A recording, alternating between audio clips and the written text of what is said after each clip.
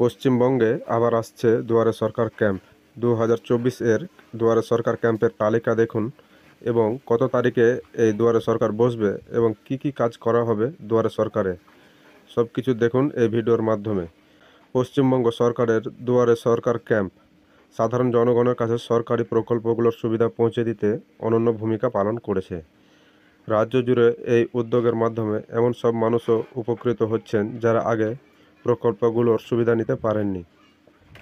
গত কয়েক বছরে রাজ্য সরকার বিভিন্ন জনমুখী প্রকল্প চালু করেছেন, যা মানুষকে আর্থিক সহায়তা দেওয়ার পাশাপাশি তাদের জীবনযাত্রার মান উন্নত করেছে।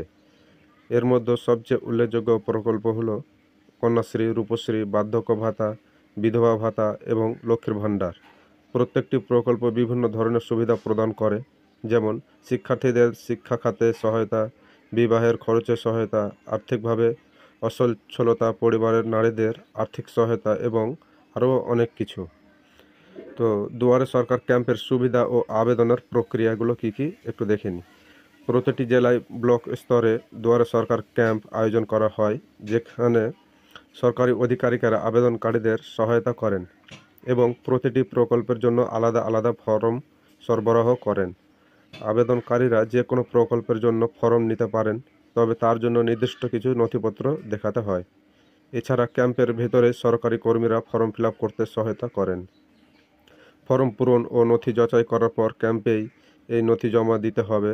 সমস্ত তথ্য সঠিক থাকলে নির্দিষ্ট প্রকল্পের তালিকায় আবেদনকারীর নাম অন্তর্ভুক্ত করা হবে এবং পরে প্রকল্পের সুবিধা সরাসরি আবেদনকারীর ব্যাংক অ্যাকাউন্টে জমা হবে।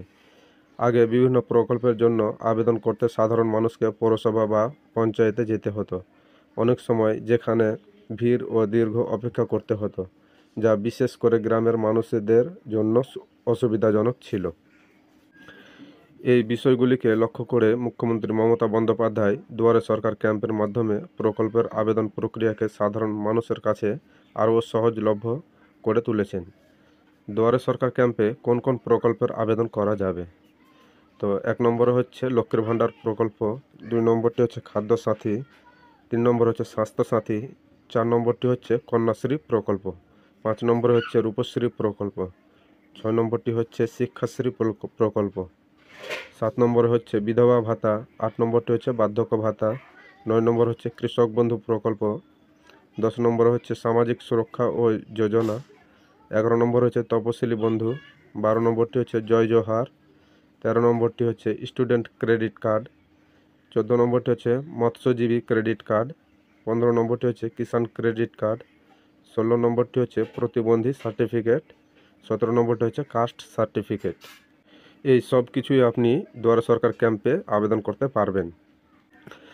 দুয়ারে সরকার ক্যাম্পের জন্য প্রস্তুতি। এই ক্যাম্পে অংশ নিতে ইচ্ছুক ব্যক্তিরা নিজেদের প্রয়োজনীয় নথিপত্র আগে থেকে প্রস্তুত করে রাখতে পারেন, বিশেষত যাদের এখনও কোনো প্রকল্পের সুবিধা নেওয়া হয়নি।